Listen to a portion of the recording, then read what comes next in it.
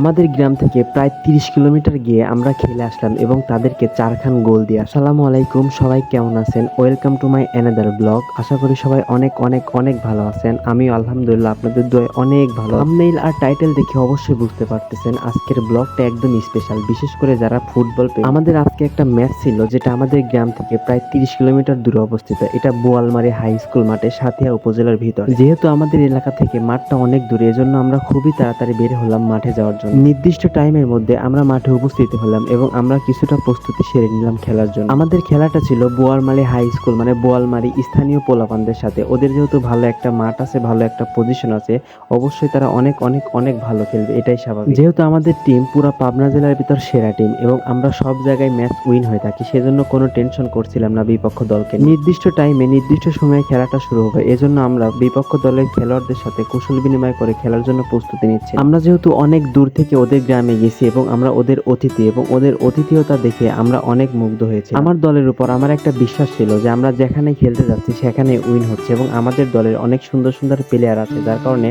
আমি আগে থেকে বিশ্বাস ছিল এবং আগে থেকেই ভরসা ছিল যে আমরা এই ম্যাচটা অবশ্যই অবশ্যই জিতবো। নির্দিষ্ট টাইমের মধ্যে খেলা শুরু হয়ে গেছিল। খেলার একটা সুন্দর রেফারি ছিল যেটা ওদের স্থানীয়। আমাদের টিমে অর্থাৎ কাসারপুর ক্রিকেট একাদশের টিমে সুন্দর সুন্দর কিছু খেলোয়াড় ছিল যাদের কথা না বললে। আমাদের খেলা দেখার জন্য ওই এলাকার এবং আশপাশ থেকে অনেক দূর দূরান্ত থেকে অনেক দর্শক আসছে শুধু আমাদের খেলা দেখার জন্য। আর কেনই বা আসবে না, আমাদের যে সুন্দর খেলা, এবং আমরা প্রায় সব জায়গাতেই খেলে থাকি, পাবনা জেলা সহ পাবনার বাইরে প্রায় সব জায়গাতে আমাদের ম্যাচ থাকে, যার কারণে আমাদের সব জায়গাতে যাওয়া হয়। এবং এই খেলাটির আগে আমাদের যার যার প্রোফাইলে এবং বিভিন্ন গ্রুপে শেয়ার করেছিলাম যে আজকে আমাদের একটা ম্যাচ আছে বোয়ালমারী, যার কারণে দূর দূরান্ত থেকে অনেক দর্শক আসছে। সত্যি কথা বলতে আমরা বাইরে খেলতে গিয়েছি এবং ওই এলাকাতে আমরা কাউকে চিনি না, তারপরেও আমাদের খেলা দেখার জন্য চারিদিকে অনেক দর্শক ছিল, যার কারণে আমরা খেলাটা আরো ভালো খেলতে পেরেছি। আলহামদুলিল্লাহ প্রথমার্ধের খেলা নির্দিষ্ট টাইমে শেষ হলো এবং আমরা 1 গোলে এগিয়েছিলাম এবং তারা 0, আমরা 1। প্রথম পর্যায়ে ওরা অনেক অ্যাটাক করতেছিল, যার কারণে আমাদের পোলাপান একটু হিমশিম ভাবছিল, কারণ এটা আমাদের নতুন মাঠ এবং আমরা নতুন মাঠে খেলতেছি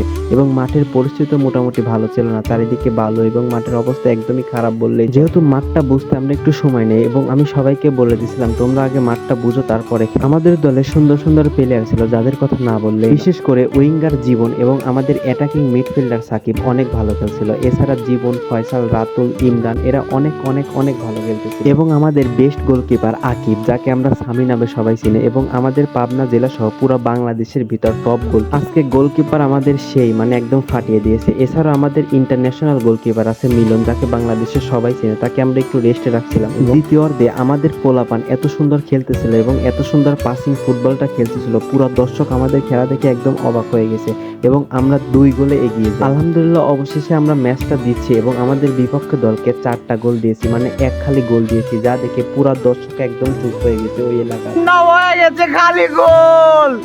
আলহামদুলিল্লাহ 1 খালি দিয়ে দিলাম।